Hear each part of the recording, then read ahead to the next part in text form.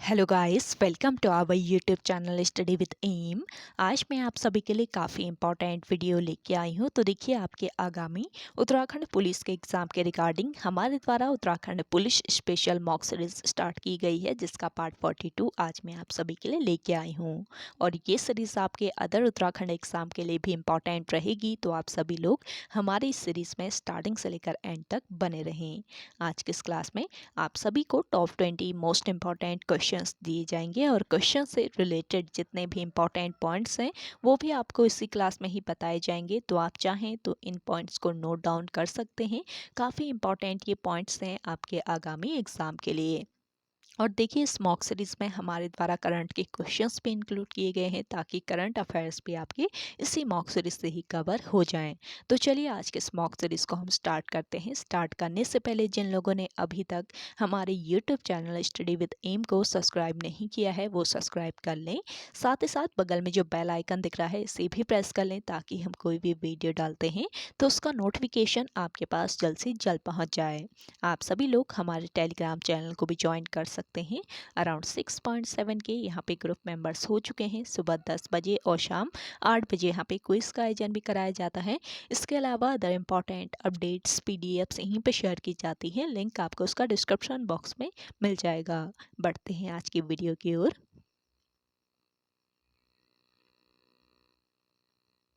इस सीरीज का पहला क्वेश्चन है, हाल ही में किस राज्य के मुख्यमंत्री ने पुलिस की सहायता के लिए सत्यनिष्ठा ऐप लॉन्च किया है? तो देखिए, हाल ही में हिमाचल प्रदेश के मुख्यमंत्री ने पुलिस की सहायता के लिए सत्यनिष्ठा ऐप लॉन्च किया है। ऑप्शन फर्स्ट इस क्वेश्चन का करेक्ट आंसर है। 2 अक्टूबर को हिमाचल प्रदेश के मुख्यमंत्री जयराम ठाकुर ने सत्यनिष्ठा ऐप शुरू किया, जिसके जरिए पुलिस को कांगड़ा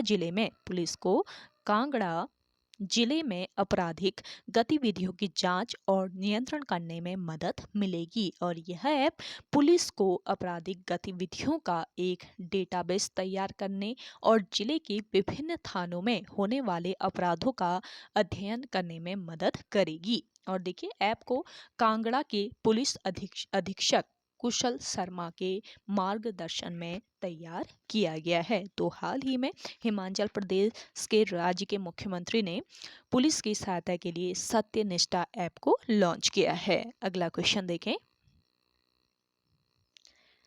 हाल ही में 400 T20 खेलने वाले पहले भारतीय क्रिकेटर कौन बने हैं? देखिए, काफी इंपॉर्टेंट क्वेश्चन है। हाल ही में रोहित शर्मा जो हैं, ये 400 T20 खेलने वाले पहले भारतीय क्रिकेटर बने हैं। ऑप्शन फर्स्ट यहाँ पे आपका राइट आंसर हो जाएगा। देखिए, भारतीय कप्तान रोहित शर्मा ने क्रिकेट के मैदान पर रविवार को एक और कीर्तिमान बना दिया है, और वह 400 T20 मैच खेलने वाले भारत के पहले और दुनिया के नवे क्रिकेटर बन गए हैं।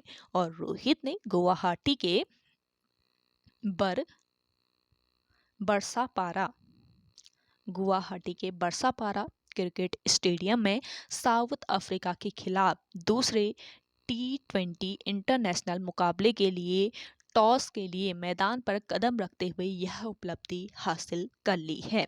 अगला क्वेश्चन है, हाल ही में संपन्न रक्तदान अमृत योजना में किस राज्य को दूसरा स्थान मिला है? तो देखिए, संपन्न रक्तदान अमृत महोत्सव की अगर हम बात करें तो इसमें दूसरा स्थान मिला है किस राज्य को? उत्तराखंड राज्य को। ऑप्शन फर्स्ट यहाँ पे आपका बिल्कुल करेक्ट आंसर है। रक्तदान अमृत महोत्सव में उत्तराखंड को देश भर में दूसरा स्थान प्राप्त हुआ है। और इस उपलब्धि के लिए नई दिल्ली में केंद्रीय स्वास्थ्य मंत्री मनसुख मंडविया द्वारा प्रदेश के प्रभारी स्वास्थ्य सचिव डॉक्टर आर राजेश कुमार को अवार्ड दिया गया।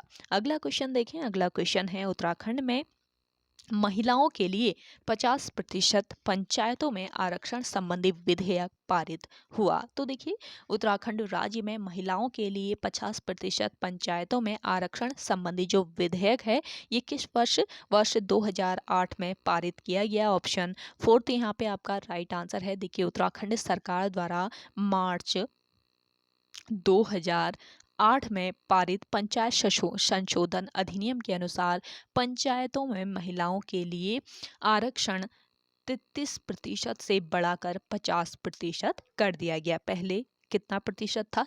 33% पहले आरक्षण दिया जाता था, 33%।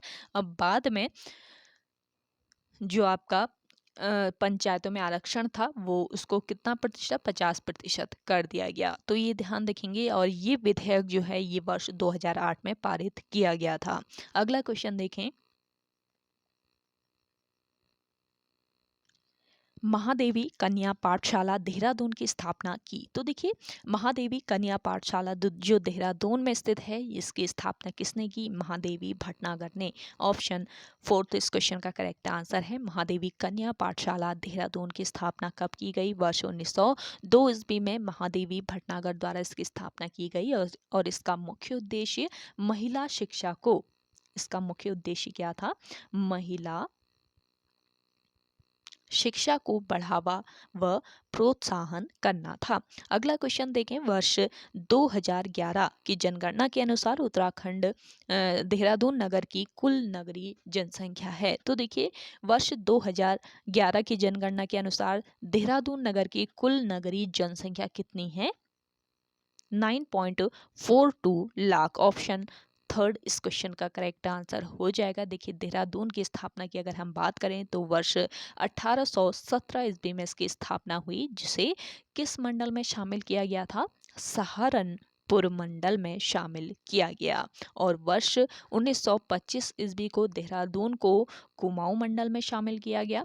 और वर्ष 1829 ईस्वी को देहरादून के साथ जौनसार भाबर का उपायुक्त रखकर इसे मेरठ मंडल में रखा गया। और वर्ष 1975 ईस्वी में देहरादून को गढ़वाल मंडल में शामिल किया गया। ये अक्सर पूछा जाता है कि देहरादून को बताएं कुमाऊं मंडल में कब शामिल किया गया और गढ़वाल मंडल में कब किया गया, मेरठ मंडल में कब किया गया, मेरठ में कब शामिल किया गया। तो सब पूछा जाता है, इसको ध्यान रखेंगे आप सभी लोग, काफ़ी महत्वपूर्ण ये पॉइंट है। और देहरादून देहरादून के अगर हम लिंगानुपात की बात करें तो 902 यहाँ का लिंगानुपात है। और जनसंख्या घनत्व कितना है? 549 यहाँ का जनसंख्या घनत्व है। अगला क्वेश्चन देखिएगा, वर्ष 1923 में टिहरी रियासत में राज्य प्रतिनिधि सभा की स्थापना की थी। तो देखिए, वर्ष 1923 ईस्वी में हुई टिहरी रियासत में राज्य प्रतिनिधि सभा की स्थापना। और इसकी स्थापना की किसने? नरेंद्र शाह ने। ऑप्शन 3 यहाँ पे आपका राइट आंसर हो जाएगा। बात करें नरेंद्र शाह की तो ये टिहरी रियासत के 5वें शासक थे। और इन्होंने टिहरी रियासत पर वर्ष 1913 से लेकर वर्ष 1946 तक शासन किया था। और ये 15 वर्ष की आयु में राजा बने थे।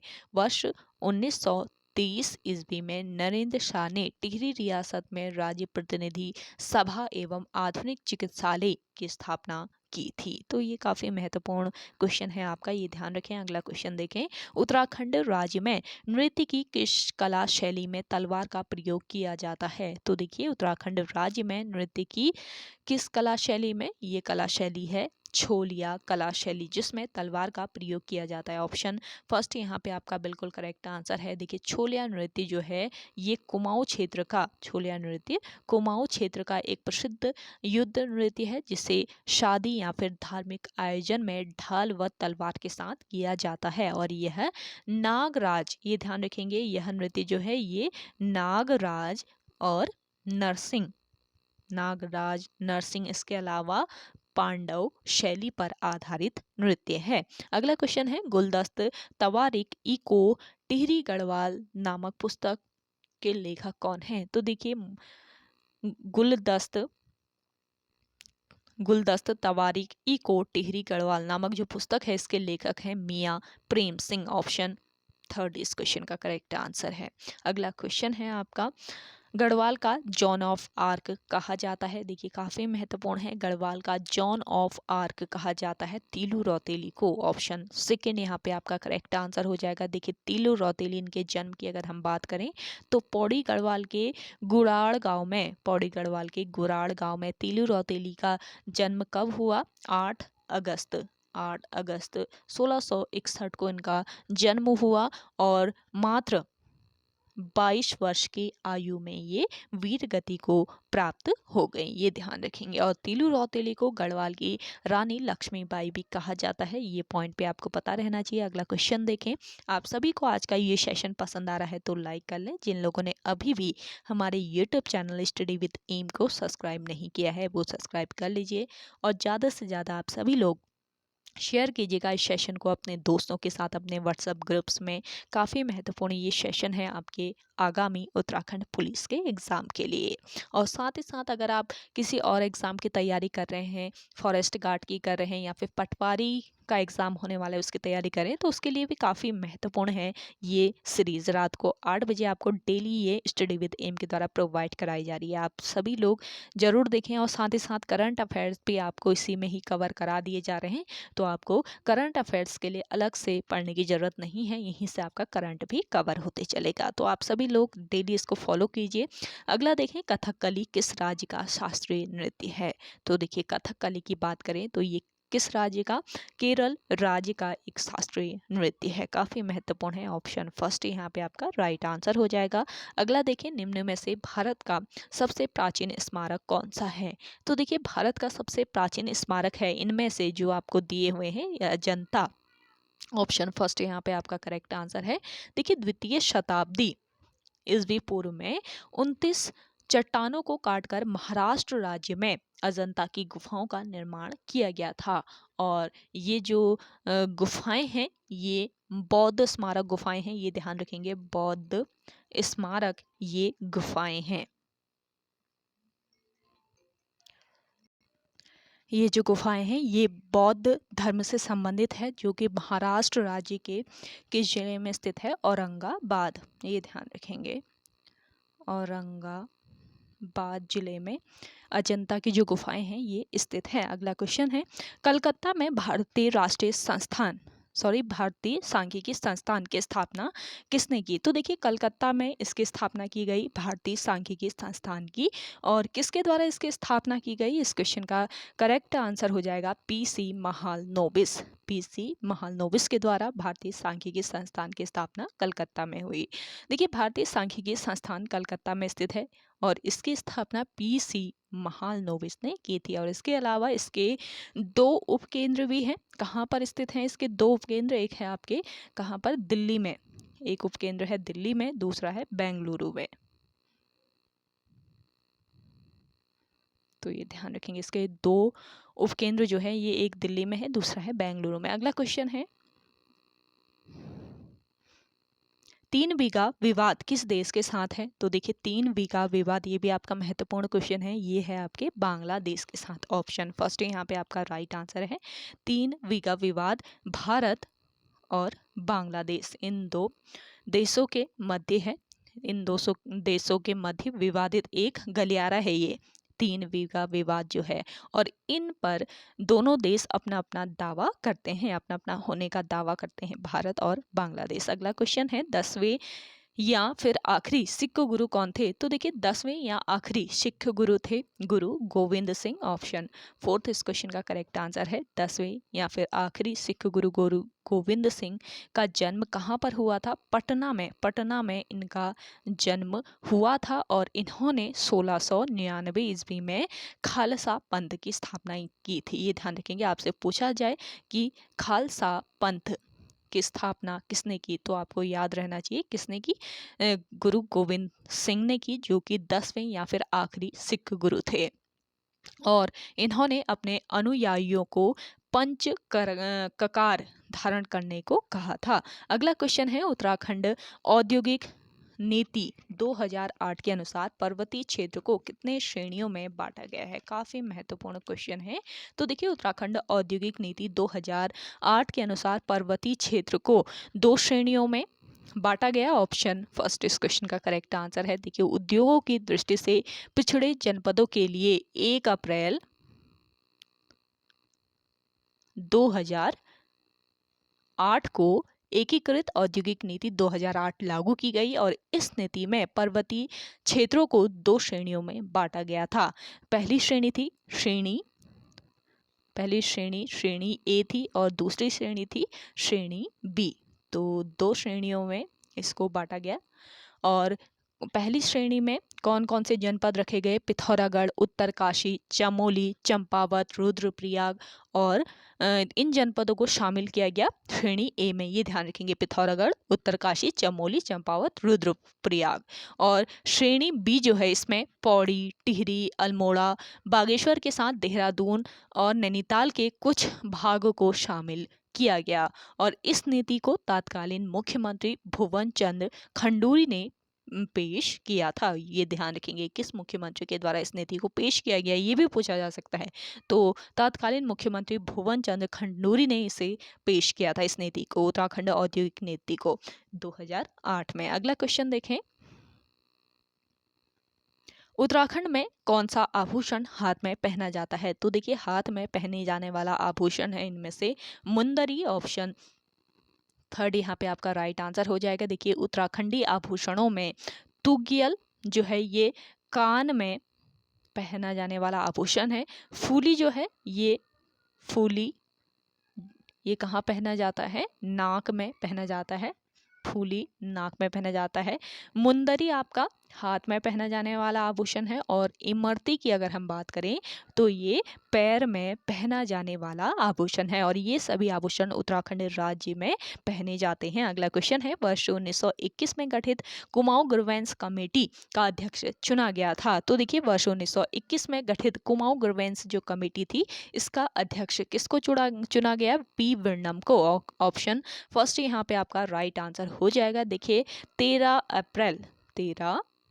अप्रैल 1921 को कुमाऊं गवर्नेंस कमेटी का गठन किया गया। और इसके अध्यक्ष कौन थे? इसके अध्यक्ष पी विरनम थे। और इस समिति द्वारा सुझाव दिया गया कि ग्रामीणों की निजी नाप भूमि को से जो लगी हुई समस्त सरकारी भूमि है, तो इसको वन विभाग के नियंत्रण से हटा लिया जाए। ये ध्यान रखेंगे, इस समिति द्वारा सुझाव दिया गया कि ग्रामीणों की निजी नाप भूमि से लगी हुई समस्त सरकारी भूमि को वन विभाग के नियंत्रण से हटा दिया जाए। अगला क्वेश्चन है आपका, कुमाऊं परिषद का तीसरा अधिवेशन कहाँ संपन्न हुआ था? कुमाऊं परिषद का जो तीसरा अधिवेशन था ये कोटद्वार में संपन्न हुआ। ऑप्शन थर्ड यहाँ पे आपका राइट आंसर है। देखिए, कुमाऊं परिषद का तीसरा अधिवेशन कोटद्वार में 22 से लेकर 24 दिसंबर 1919 को संपन्न हुआ। और इसके अध्यक्ष बद्रीदत्त